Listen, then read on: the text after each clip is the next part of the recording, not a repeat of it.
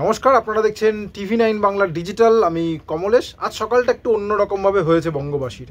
6:30টার দিকে হঠাৎ চারপাশটা দুলে উঠলো, কেঁপে উঠলো। অনেকেই টের পেয়েছেন, আবার অনেকেই টের পাননি। বিশেষ করে যারা বহুতলে থাকেন তারা খুব ভালো বুঝতে পেরেছেন, বিশেষ করে কলকাতায়। উত্তরবঙ্গের মানুষ তো অনেকটা ভালো বেশি বুঝেছেন, কারণ আমরা খুঁজতে গিয়ে দেখেছি এই ভূমিকম্পের কেন্দ্রবিন্দু অর্থাৎ এপিসেন্টার সেটা চীনের তিব্বতে শিজাং প্রদেশে। দেখা গেছে রিক্টার স্কেলে তার মাত্রা 7.1 7.1। এবং এই ভূমিকম্পটা হয়েছে যেখানে হয়েছে ভূপৃষ্ঠ থেকে মাত্র 10 কিলোমিটার নিচে, অর্থাৎ অগভীর ভূমিকম্পের কেন্দ্র। ফলে যেখানে ভূমিকম্প হয়েছে সেখানে তার তীব্রতা মারাত্মক। মানে যেহেতু আমরা মানুষ যেখানে থাকে সেই মাটি থেকে বেশি নিচে নয় কেন্দ্র, ফলে তার ধাক্কাটা অনেক বেশি ওপরে হয়েছে। আমরা খানিকক্ষণ আগে পর্যন্ত সকাল 10টা পর্যন্ত যে ডেটা পাচ্ছি, 32 জনের মৃত্যু হয়েছে। এই মৃতের সংখ্যা অনেকটাই বাড়তে পারে। এই যে জোনটা, এখানে কেন ভূমিকম্প হয়, এটা একদম বেসিক ভূগোল। কারণ এখানে ইন্ডিয়ান প্লেট অর্থাৎ ভারতীয় প্লেট ইউরেশীয় প্লেটের দিকে ক্রমশ সরছে, বলা ভালো নিচের দিকে ঢুকে যাওয়ার চেষ্টা করছে। মোটামুটি দেখা গেছে যে বছরে 40 থেকে 50 মিলিমিটার করে এটা সরছে। যেহেতু একটা প্লেট আরেকটা প্লেটের নিচের দিকে যাওয়ার চেষ্টা করছে, এই যে সংঘর্ষ হচ্ছে, এর ফলে প্রচুর পরিমাণে শক্তি ভূগর্ভের নিচে জমা হচ্ছে এবং এই শক্তিটাই মাঝে মধ্যে ভূমিকম্প হয়ে বেরিয়ে আসে। এই যে জায়গাটা, যে অঞ্চলটায় ভূমিকম্পটা হয়েছে, সেটা আমাদের যে পশ্চিমবঙ্গ, সিকিম, তারপর নেপাল এবং তারপরেই তিব্বতের এই জায়গাটা, যেটা আমাদের সিকিম বা উত্তরবঙ্গ থেকে খুব দূরে এরকম নয়। মোটামুটি দেখা গেছে গ্যাংটক থেকে 200 কিলোমিটার দূরে এই ভূমিকম্পের এপিসেন্টার। ফলে উত্তরবঙ্গের মানুষ অনেক বেশি টের পেয়েছেন। শুধু মূল ভূমিকম্প নয়, দেখা গেছে এখনও পর্যন্ত সকাল 10টা পর্যন্ত 7খানা আফটার শক হয়েছে এবং সেগুলো বেশিরভাগই মানে কোনোটাই মামুলি নয়। বেশিরভাগেরই মাত্রা ওই 4.3, 4.5, 4.8, এমনকি 5.0 মানে 5 মাত্রার ভূমিকম্প আফটার শক হয়েছে এবং সেগুলো অনেকগুলোই উত্তরবঙ্গের ফিল করেছেন অনেকে। অর্থাৎ মূল ভূমিকম্প, তারপর অনেকগুলো আফটার শক, মানে বেশ ভালো রকম শক্তি আজকে বেরিয়ে এসেছে।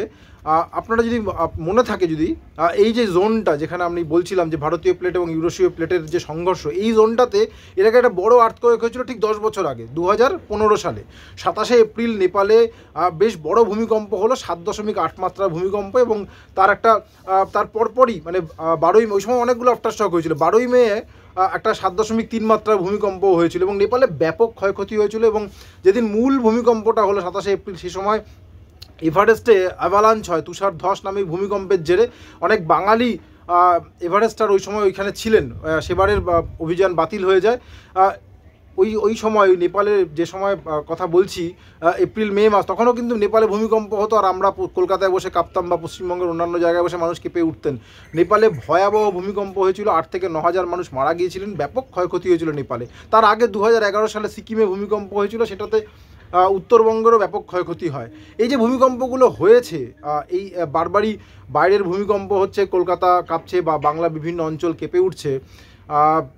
যারা বিশেষজ্ঞ তারা কিন্তু বলছেন যে আমরা বারবার বেঁচে যাচ্ছি। বিশেষ করে কলকাতার কথা যদি বলা যায়, যেখানে এত জনঘনত্ব, এত মানুষ এত অল্প জায়গায় বাস করেন, বারবার বেঁচে যাচ্ছি এবং আমরা যে প্রতিবার বেঁচে যাব এরকম কিন্তু নয়। কারণ নির্বিচারে উন্নয়ন হচ্ছে এবং কোনোটাই ওই ভূমিকম্পের কথা মাথায় রেখে তৈরি করা হচ্ছে না।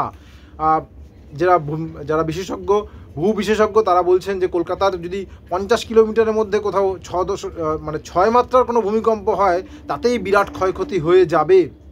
কারণ অনেক জায়গাতেই দেখা যাচ্ছে যে মাটি নেই, হয়তো জলাশয় বুঝিয়ে সেখানে বাড়ি হয়ে যাচ্ছে। এই বাড়িগুলো কিন্তু ভয়ানক ক্ষয়ক্ষতি হতে পারে। বিশেষ করে নিউ টাউন, যে সল্ট লেক এখন তৈরি হয়েছে, সেখানেও আসলে ছিল লবণ হ্রদ, সেটা পরবর্তীকালে উন্নয়ন হয়ে সেখানে বাড়ি হয়েছে। নিউ টাউন তো বেশিরভাগটাই জলা জায়গা ছিল। সেক্টর 5 যে জোনটা, এখানে কিছু বাড়ি আর্থকোয়েক প্রোন সেইভাবেই তৈরি করা হয়েছে, কিন্তু বহু বাড়ি কিন্তু সেভাবে তৈরি করা হয়নি।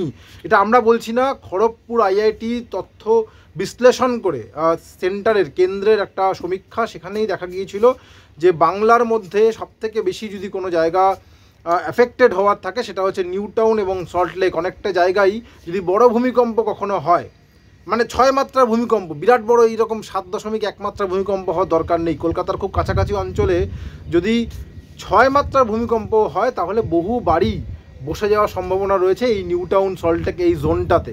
এবং কলকাতা থেকে খুব কাছে ইয়োসিন হিঞ্জ নামে একটা ফল্ট রয়েছে, যেটা মাটির তলা দিয়ে গেছে ময়মনসিংহ পর্যন্ত। এই ইয়োসিন হিঞ্জে খড়গপুর আইআইটির বিজ্ঞানীরা দেখেছেন, অধ্যাপক শঙ্কর কুমার নাথ, আমরা এর আগে এই রিপোর্টগুলো দেখিয়েছি আপনাদের, যে এই ইয়োসিন হিঞ্জে সর্বোচ্চ 6.8 মাত্রার ভূমিকম্পও হতে পারে।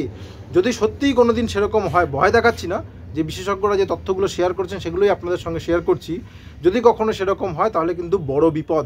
এই জায়গা থেকে বাঁচার উপায় ওই মাথায় রাখতে হবে, যখন এই উন্নয়নগুলো হচ্ছে, যখন এই বাড়িঘরদোর বহুতল একের পর এক বহুতল তৈরি হচ্ছে, যেখানে বহুতল তৈরি হওয়ার কথা নয়, বা যেখানে 3 তলা বা 3.5 তলার বেশি বাড়ি হওয়ার কথা নয়, যেমন ধরা যাক দার্জিলিং 3.5 তলা 35 ফুট তার উঁচু বাড়ি হওয়ার কথা নয়। আমরা TV9 বাংলা দার্জিলিংয়ে গিয়ে দেখে এসেছিলাম, সেখানে 8 তলা 9 তলা 10 তলা এমনকি 11 তলা বাড়িও রয়েছে। অর্থাৎ যা হওয়ার কথা নয় সেই ধরনের উন্নয়ন হচ্ছে। যদি এই ধরনের উন্নয়ন চলতে থাকে, মানে আমরা ভূমিকম্পের কথা মাথায় না রেখে এই মানে বহুতলগুলো তৈরি করতে থাকি, তাহলে যেদিন একটা ভূমিকম্প, শক্তিশালী ভূমিকম্প হবে, সেদিন কিন্তু ভয়ানক বিপদ।